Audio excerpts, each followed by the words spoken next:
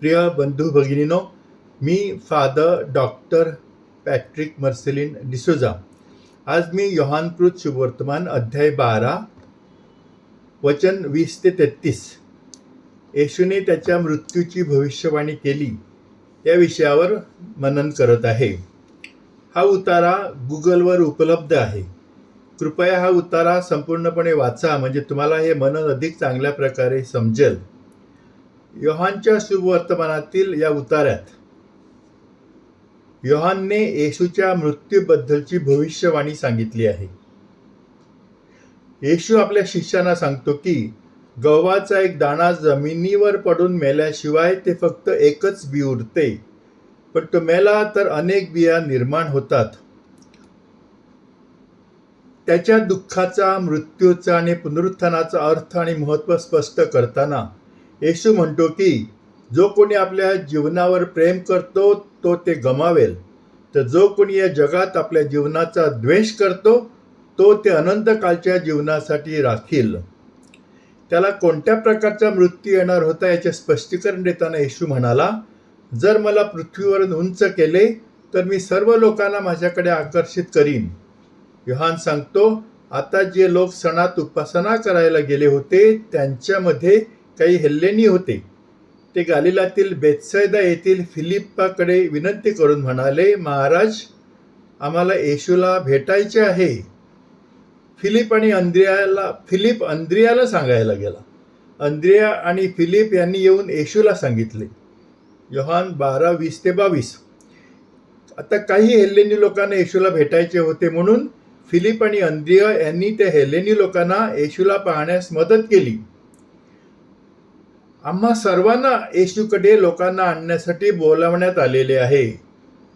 मानव जातीसाठी तारण आणण्याची त्याच्या स्वर्गीय पित्याची दैवी योजना पूर्ण करण्यासाठी येशू या जगात आला होता, जी त्याने त्याच्या दुःख, मृत्यू आणि पुनरुत्थानाद्वारे पूर्ण केली. आता तो त्याच्या स्वर्गीय पित्याकडे परत गेल्यावर आणि त्याच्याशी निगडीत झाल्यानंतर आपण लोकांना परमेश्वर पित्याकडे आणण्याचे त्याचे चांगले कार्य चालू ठेवावे अशी त्याची आपल्यासाठी इच्छा आहे. आपण लोकांना परमेश्वराकडे कसे आणू शकतो? लोकांना परमेश्वराकडे आणण्याचे विविध मार्ग आहेत. 1. परमेश्वराच्या राज्याची घोषणा करणे आणि त्याबद्दल प्रचार करणे. बाप्तिस्मा करणारा योहान. त्या दिवसांत बाप्तिस्मा करणारा योहान दिसला. तो यहुदियाच्या वाळवंटात प्रचार करत होता आणि म्हणत होता, पश्चाताप करा, कारण स्वर्गाचे राज्य जवळ आले आहे. मत्ते 3:1-3. येशू. योहानला तुरुंगात टाकल्यानंतर येशू गालिलात गेला आणि परमेश्वराच्या सुवार्तेची घोषणा करत म्हणाला, वेळ आली आहे, परमेश्वराचे राज्य जवळ आले आहे. पश्चाताप करा आणि सुवार्तेवर विश्वास ठेवा. मार्क 1:14-15 आणि मत्ते 4:17 तेव्हापासून येशू उपदेश करू लागला, पश्चाताप करा, कारण स्वर्गाचे राज्य जवळ आले आहे. आपल्याला परमेश्वराच्या राज्याची घोषणा करण्यास आणि त्याच्या राज्याबद्दल लोकांना उपदेश करण्यास प्रोत्साहित केले जाते. परमेश्वराच्या राज्याची घोषणा करणे आणि त्याबद्दल प्रचार करणे हा लोकांना येशूकडे आणण्याचा एक मार्ग आहे. परंतु आपण परमेश्वराच्या राज्याची घोषणा करण्याआधी आणि त्याबद्दल प्रचार करण्यास सुरुवात करण्यापूर्वी आपल्याला परमेश्वराचे राज्य काय आहे हे समजून घेणे आवश्यक आहे. परमेश्वराचे राज्य येशूला सूचित करते. पोप बेनेडिक्ट 16 यांचे परमेश्वराच्या राज्याविषयीचे मनन. पोप बेनेडिक्ट 16च्या मते परमेश्वराचे राज्य हा वाक्यांश स्वतः येशूकडे निर्देश करतो. तो स्पष्ट करतो ज्या राज्याविषयी येशू बोलतो त्या राज्याची नवी निकटता, त्याच्या संदेशाचे हे वेगळेपण स्वतः येशूमध्ये सापडेल. येशूच्या उपस्थितीने आणि कृतीद्वारे परमेश्वराने येथे आणि आता पूर्णपणे नवीन मार्गाने इतिहासात सक्रियपणे प्रवेश केला आहे. आता काळाची पूर्णता का आहे? आता एका अनोख्या अर्थाने परिवर्तन आणि तपश्चर्येचा काळ तसेच आनंदाचा काळ का आहे? ह्याचे कारण म्हणजे येशूमध्ये परमेश्वर आहे जो आपल्या जवळ आलेला आहे. येशूमध्ये परमेश्वर आहे, जो प्रभू म्हणून दैवी मार्गाने सांसारिक सामर्थ्याशिवाय आणि शेवटपर्यंत कार्य करतो. योहान 13:1. क्रूसापर्यंत पोहोचणाऱ्या प्रेमाद्वारे कार्य करतो. संदर्भ Pope Benedict 16, Jesus of Nazareth, Holy Week, from the Baptism in the Jordan to the Transfiguration, pages 60 to 61. परमेश्वराचे राज्य हे एक आध्यात्मिक वास्तव आहे. परमेश्वराचे राज्य हे एक आध्यात्मिक वास्तव आहे, जिथे परमेश्वराची इच्छा पूर्ण होते आणि त्याचा गौरव प्रकट होतो. हे पृथ्वीवरील सीमा ओलांडते आणि आपल्याला विश्वास आणि पश्चातापाद्वारे धार्मिकता, शांती आणि आनंद शोधण्यासाठी आमंत्रित करते. 12 मार्च 2024 रोजी पुनर्प्राप्त केलेलं हे वचन आहे. जिथून हे वचन पुनर्प्राप्त केलेलं आहे त्याचा उल्लेख तुम्हाला मी जे तुम्हाला ह्या वचनाचं, ह्या मननाचं जे तुम्हाला मी लेखी टेक्स्ट पाठवलेलं आहे त्यामध्ये तुम्हाला आढळेल. 2. लोकांना त्यांच्या पापांसाठी पश्चाताप करण्यास आणि परमेश्वराची क्षमा मागण्यासाठी प्रोत्साहित करून आपण लोकांना त्यांच्या पापासाठी पश्चाताप करण्यास आणि परमेश्वराची क्षमा मागण्यासाठी प्रोत्साहित करून परमेश्वराकडे आणू शकतो. जेव्हा आपण पाप करतो तेव्हा आपण परमेश्वरापासून दूर जातो, आणि जेव्हा पश्चाताप करतो आणि परमेश्वराची क्षमा मागतो तेव्हा तो आपल्याला क्षमा करतो आणि आपल्याला त्याच्या जवळ घेतो. परमेश्वराच्या जवळ जाण्याचा एक निश्चित मार्ग म्हणजे पापरहित राहणे. त्यामुळे आपण लोकांना पापांपासून दूर राहण्यास प्रोत्साहन देऊन परमेश्वराच्या जवळ आणू शकतो. 3. आपण लोकांना येशूच्या शिकवणीनुसार जगण्याची प्रेरणा देऊन परमेश्वराच्या जवळ आणू शकतो.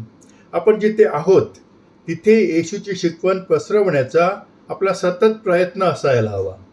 आपण येशूच्या शिकवणीबद्दल आपल्या संपर्कात आलेल्या लोकांना थेट बोलून किंवा आपल्या स्वतःच्या जीवनातील उदाहरणाद्वारे हे करू शकतो. आपण स्वतःला सतत हा प्रश्न विचारला पाहिजे, माझे जीवन आणि माझे वर्तन हे येशूच्या शिकवणुकींचे लोकांसाठी साक्षीदार आहे का? दुसऱ्या शब्दात सांगायचे तर मी येशूच्या शिकवणीनुसार जगतो का? जर आपण खरोखर येशूच्या शिकवणुकीनुसार जगत असलो तर ते लोकांच्या लक्षात येईल, आणि ते केवळ जाहिरात करण्यासाठी नाही तर आपण प्रामाणिकपणे तसे जगत आहोत आणि ते आपल्या जीवनशैलीकडे मग आकर्षित होतील. त्यामुळे परमेश्वराच्या जवळ येण्यासाठी आपले जीवन त्यांच्यासाठी मार्गदर्शक तारा असेल. 3. लोकांना परमेश्वराच्या वचनाचे वाचन करणे, त्यावर चिंतन करणे आणि त्यानुसार जीवन जगण्याचे आवाहन करून आपण लोकांना त्यांचे परमेश्वराच्या वचनावर प्रेम निर्माण करून परमेश्वराच्या जवळ आणू शकतो. काही लोक परमेश्वराच्या वचनाला महत्त्व देतात आणि दररोज त्याचे वाचन आणि परमेश्वराच्या वचनावर चिंता करण्यात वेळ घालवतात. पण असे बरेच लोक आहेत जे बायबल उघडण्याची किंवा परमेश्वराच्या वचनासोबत पुरेसा वेळ घालवण्याची तसदी घेत नाहीत. आपण परमेश्वराच्या वचनासोबत जितका जास्त वेळ घालू तितके आपण परमेश्वराच्या जवळ जाऊ आणि आपल्या स्वतःच्या चांगल्या उदाहरणाने आणि आपण लोकांना परमेश्वराचे वचन वाचण्यास, त्यावर चिंतन करण्यास आणि ते त्यांच्या जीवनात आचरण्यात आणण्यासाठी प्रेरित करू शकतो. परमेश्वराच्या पुत्राचे गौरव. मनुष्याच्या पुत्राचे गौरव. येशूने उत्तर दिले, मनुष्याच्या पुत्राचे गौरव होण्याची वेळ आली आहे. मी तुम्हाला खरे सांगतो, जोपर्यंत गव्हाचा दाणा जमिनीवरून पडून मेला नाही तोपर्यंत फक्त एकच बी म्हणून उरतो, पण तो जर मेला तर अनेक बिया निर्माण होतात. जो कोणी आपल्या जीवनावर प्रेम करतो तो ते गमावील, तर जो कोणी या जगात आपल्या जीवनाचा द्वेष करतो तो ते अनंत काळासाठी जिवंत ठेवील. जो माझी सेवा करतो त्याने माझे अनुसरण केले पाहिजे, आणि मी जेथे आहे तेथे माझा सेवकही असेल. जो माझी सेवा करतो त्याचा पिता सन्मान करील. योहान 12:23-26. या उत्तरामध्ये मनुष्याच्या पुत्राचे गौरव कसे केले जाईल हे येशू स्पष्ट करतो. तो स्पष्ट करतो की गव्हाचा एक दाणा जमिनीवर पडून मेल्याशिवाय ते फक्त एकच बी उरते, पण जर ते मेले तर ते पुष्कळ बिया निर्माण करते. योहान 12:24. येशूने निसर्गात जे निरीक्षण केले होते त्याबद्दल येथे तो बोलतो की गव्हाचा एक दाणा जमिनीवर पडून मेल्याशिवाय ते फक्त एकच बी उरते, पण तो मेला तर अनेक बिया निर्माण होतात. आपल्या जीवनातही असेच आहे. जेव्हा आपण आपले जीवन म्हणजेच आपली शक्ती, आपला वेळ, आपली संसाधने, आपले प्रयत्न, परिश्रम आणि त्याग परमेश्वराची योजना प्रत्यक्षात आणण्यासाठी वापरतो, तेव्हा आपल्याला आनंद, शांती आणि परमेश्वराच्या कृपेचे मोठे फळ मिळते. अशा प्रकारे परमेश्वराने आपल्यावर सोपवलेल्या कार्यासाठी आपले जीवन समर्पित करून आपण आपली जबाबदारी पार पाडत असताना मरूनही आपण मनुष्याच्या पुत्राचे गौरव करत असतो. जो कोणी आपल्या जीवनावर प्रेम करतो तो ते गमावेल, तर जो कोणी या जगात आपल्या जीवनाचा द्वेष करतो तो ते अनंतकालच्या जीवनासाठी ठेवेल. योहान 12:25. येथे येशू परमेश्वर आणि लोकांसाठी निस्वार्थ सेवेचा गौरव करतो.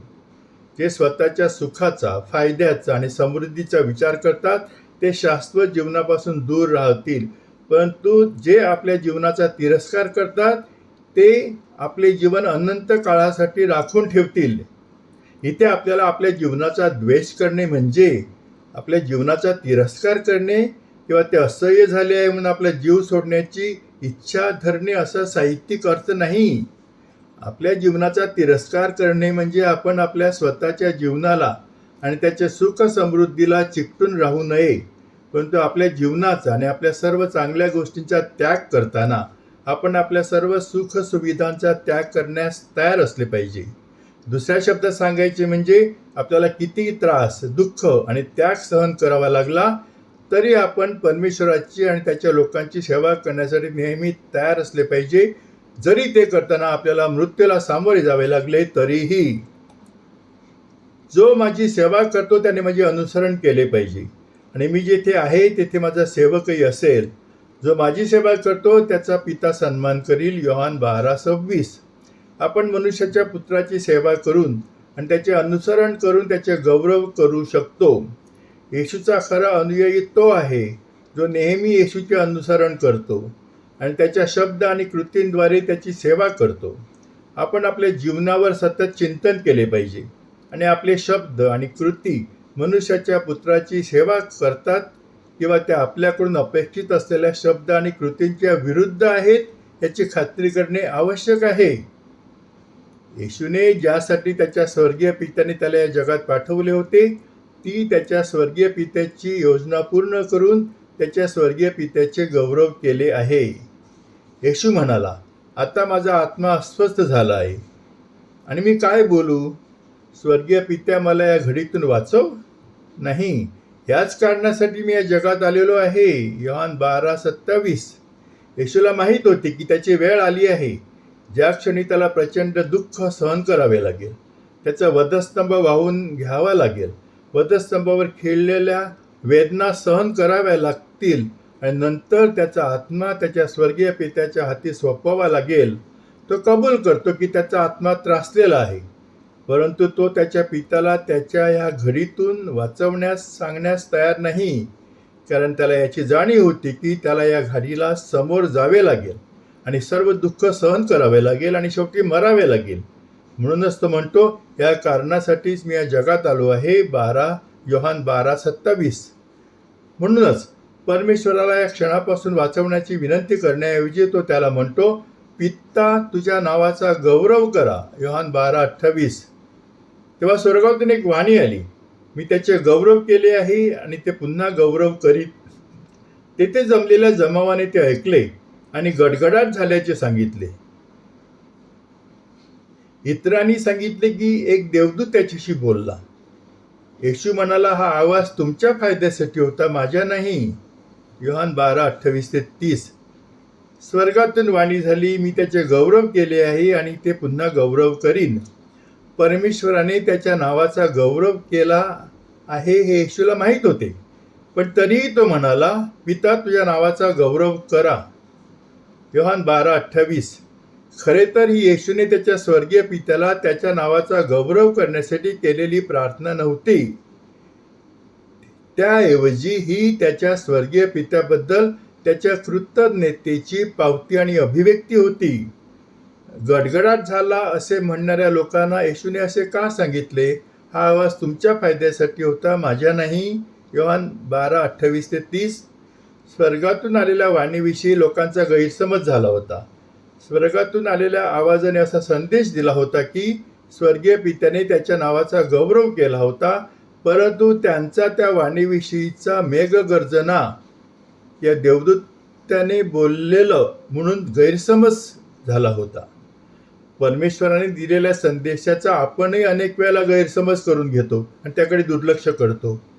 काही वेळेला आपल्याला हे समजत नाही की परमेश्वराची आपल्याला खरोखर काय इच्छा आहे, किंवा आपण असे काहीतरी करतो जे आपल्यासाठी परमेश्वराची इच्छा आपण समजून घेतल्यानंतरही आपण जे करायला पाहिजे त्याच्या विरुद्ध असते.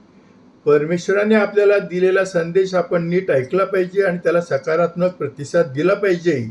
परमेश्वर वेगवेगळ्या मार्गाने आपल्याला संदेश देत असतो. आपले अनुभव, आपलं जीवन, आपले मित्रमैत्रिणी, आपल्या जीवनामध्ये आपण जे काही पाहतो, लोक आपल्याला जे काही सांगतात, आपल्या आजूबाजूला जे काही घडतं, या सर्वातून प्रभू परमेश्वर आपल्याला संदेश देत असतो. तो आपण समजून घेतला पाहिजे आणि त्याला योग्य तो होकारार्थी सकारात्मक प्रतिसाद दिला पाहिजे.